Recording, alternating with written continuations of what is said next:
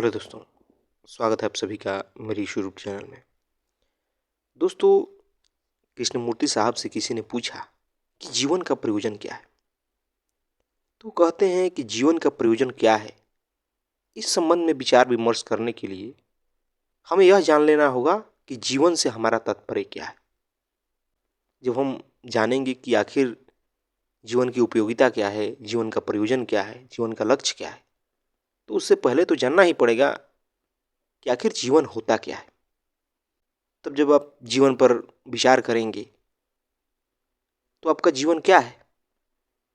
प्रतिदिन के कार्यकलाप, प्रतिदिन के विचार, भावनाएं, यही सब तो जीवन में निहित रहता है।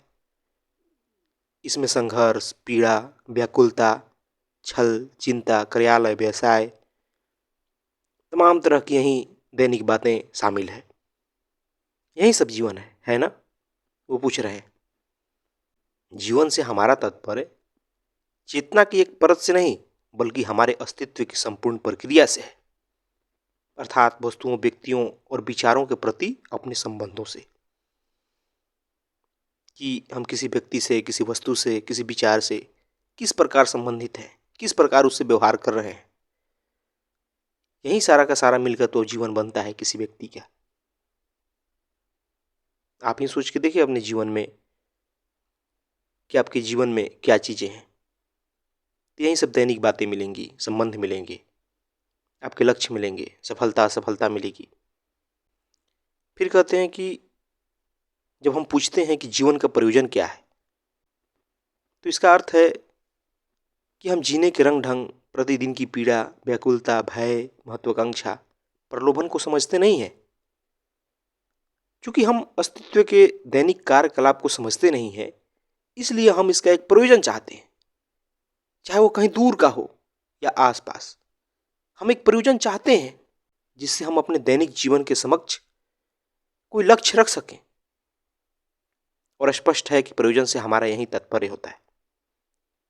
परंतु यदि मैं यह समझ लूं कि जिया कैसे जाए, तो जीना ही स्वयं में पर्याप्त हो जाता है।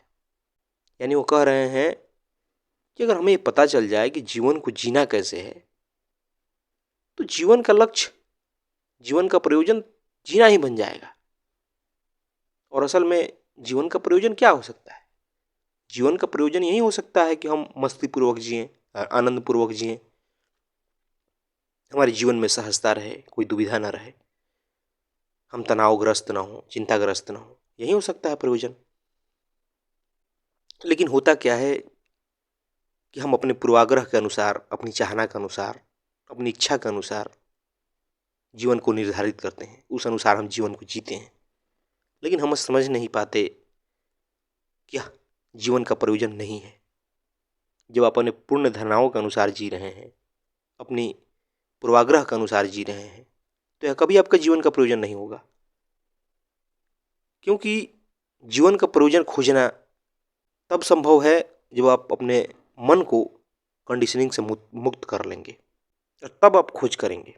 और जब आपका मन संस्कारबद्धता से मुक्त हो जाता है, यानी कंडीशनिंग से मुक्त हो जाता है, तभी तभी वह मुक्ति स्वयं में इसका प्रयोजन बन जाती है। क्योंकि वो कह रहे हैं कि स्वतंत्रता में ही सत्य का अन्वेषण हो सकता है। अतः प्राथमिक आवश्यकता है स्वतंत्रता, न कि जीवन का प्रयोजन तलाशना। और फिर वो डांट भी लगाते हैं कि जीवन का सार्थकता क्या है, जीवन का प्रयोजन क्या है। आप ऐसे प्रश्न पूछते क्यों हैं? आप ऐसे प्रश्न तब पूछते हैं जब आपके भीतर भारी अव्यवस्था व्याप्त होती है और आपके इर्द गिर्द विभ्रम, अनिश्चितता का घेरा होता है। अनिश्चितता में ही आप उलझे हुए कुछ निश्चिंतता चाहते हैं। तब आप जीवन का एक निश्चित प्रयोजन, एक निश्चित लक्ष्य ढूंढते हैं, क्योंकि स्वयं में आप अनिश्चित होते हैं। वो कह रहे हैं कि यह जानना महत्वपूर्ण नहीं है कि जीवन का लक्ष्य क्या है, बल्कि यह समझना महत्वपूर्ण है कि हम स्वयं में भ्रमित क्यों हैं। यह क्लेश, यह उलझन, यह भ्रम, यह अवस्थाएं आखिर आपके भीतर क्यों है। लेकिन हम इन बातों को समझना नहीं चाहते, हम पलायन करना चाहते हैं। हमारे जीवन में जो है उसको हम बिल्कुल देखना नहीं चाहते। हम एक नई अवस्था चाहते हैं। और कृष्णमूर्ति साहब का हरदम इस बात पे जोर रहता है कि हमें उस बात को समझना है जिसमें अभी हम हैं, जो है। यानी मन की स्थिति अगर हमारा उलझन में है, तनाव में है, अनिश्चितता में है, दुविधा में है, तो पहले हमें उस मन को समझना होगा कि आखिर वो क्यों है। लेकिन चूंकि हम वैसा करते नहीं और पलायन करने के तरह तरह के तरीके ढूंढते हैं और मन को पलायन करना चाहते हैं और हम पलायन होना चाहते हैं वहां से कि कैसे भी इससे बचें। लेकिन किसी समस्या से बच जाना समस्या का हल नहीं होता। और ये प्रश्न भी वहीं से आ रहा है कि जीवन का प्रयोजन क्या है। यानी कि हम जैसे हैं उससे हमें कोई मतलब नहीं, वैसे रहते हम चाहते हैं कि कोई नया लक्ष्य हमारे सामने उपस्थित हो जाए और हम उसके पीछे भागने लगें। उन सारी दुविधाओं के साथ, सारी उलझनों के साथ, सारी चिंताओं के साथ उस दिशा में हम बढ़ें।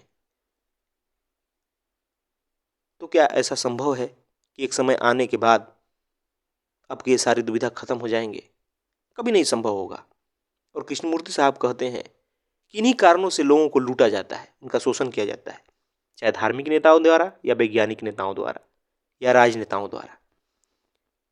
इंसान का जीवन सिर्फ अनुकरण करने का माध्यम बन गया है। आप इंसान के जीवन को देखें तो हमेशा किसी न किसी का अनुकरण कर रहा है, अनुसरण कर रहा है, किसी को देख के चल रहा है, उसके पीछे चल रहा है। हम हमेशा किसी न किसी से कुछ ना कुछ पूछते रहते हैं,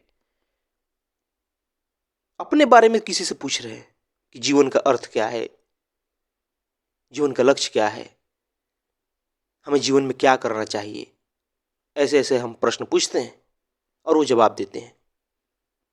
और वो कहते हैं कि जब आपका लक्ष्य ईश्वर भी होता है कि जीवन का लक्ष्य ईश्वर को पाना है, तब भी आप किसी और के विचार से ही चल रहे हैं, क्योंकि आपका ईश्वर भी कोई वास्तव में नहीं है, वो सिर्फ सुनी सुनाई बातें हैं। अगर आपको सच में सत्य से वास्ता होता तो आप जो हैं पहले उसको समझते, किसी और से पूछने नहीं जाते कि जीवन का लक्ष्य क्या होता है। स्वयं को देखते, अपने विचारों को देखते, अपने कंडीशनिंग को समझते, अपने उलझन, तनाव, चिंता को समझते कि आखिर क्यों है, इसका जड़ क्या है। और वो कह रहे हैं कि कोई भी व्यक्ति अगर जीवन का प्रयोजन पूछ रहा है तो निश्चित ही उसके जीवन में तनाव है, दुख है, चिंता है। नहीं तो जिसके जीवन में मस्ती हो, आनंद हो, वो कभी ऐसे बेतुके सवाल पूछ ही नहीं सकता।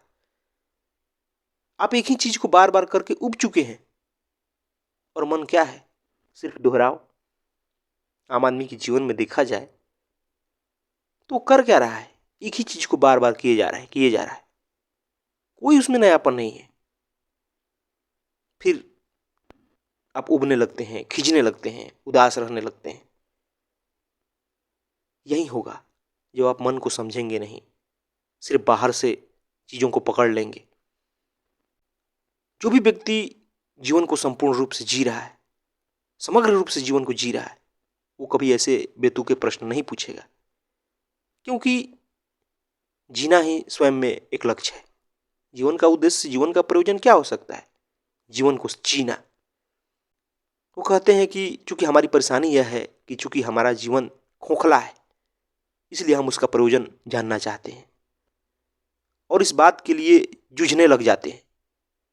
जीवन का ऐसा प्रयोजन तो केवल बौद्धिक अटकल ही होगा, जिसमें कोई वास्तविकता नहीं होगी। जब जीवन के प्रयोजन की तलाश एक कुंद और मंद और खोखले दिल से की जाती है, तब वह प्रयोजन भी खोखला ही होगा।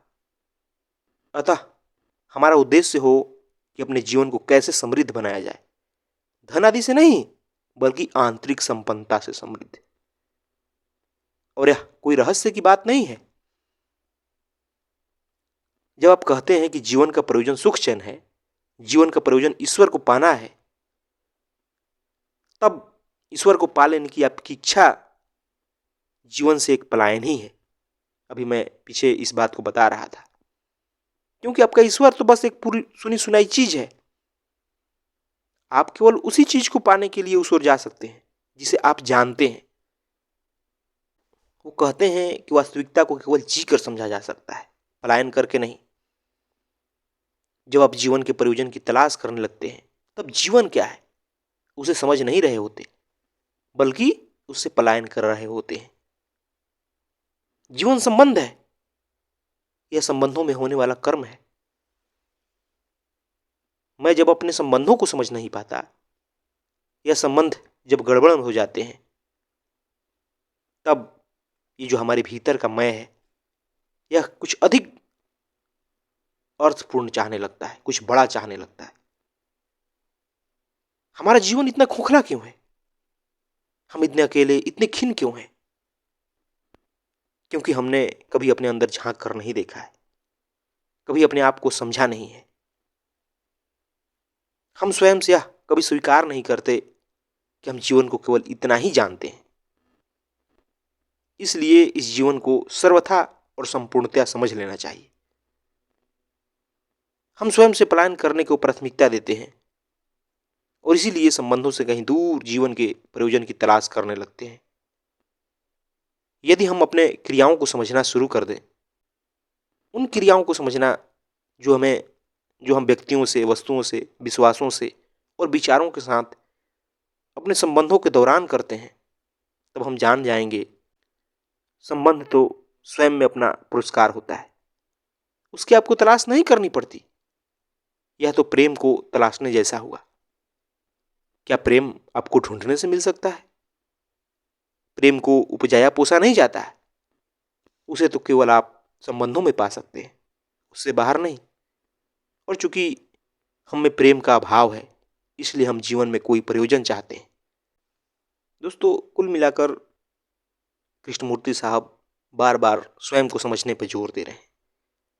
और जो व्यक्ति स्वयं को समझा नहीं है, स्वयं को जानता नहीं है, अपने बारे में ही वो अनभिज्ञ है, वही व्यक्ति जो है उससे असंतुष्ट हो सकता है।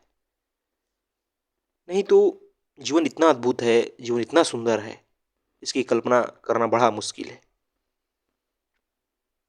जब आप मन को समझेंगे, इस मन के घेरे को तोड़ेंगे जो समाज ने, परिवार ने, संस्कार ने आपके भीतर बना दिया है, तभी आप प्रेम को भी समझ पाएंगे, तभी आप सत्य को भी समझ पाएंगे। और बिना जीवन में सत्य को समझे, प्रेम को समझे, आपका जीवन खोखला ही होगा।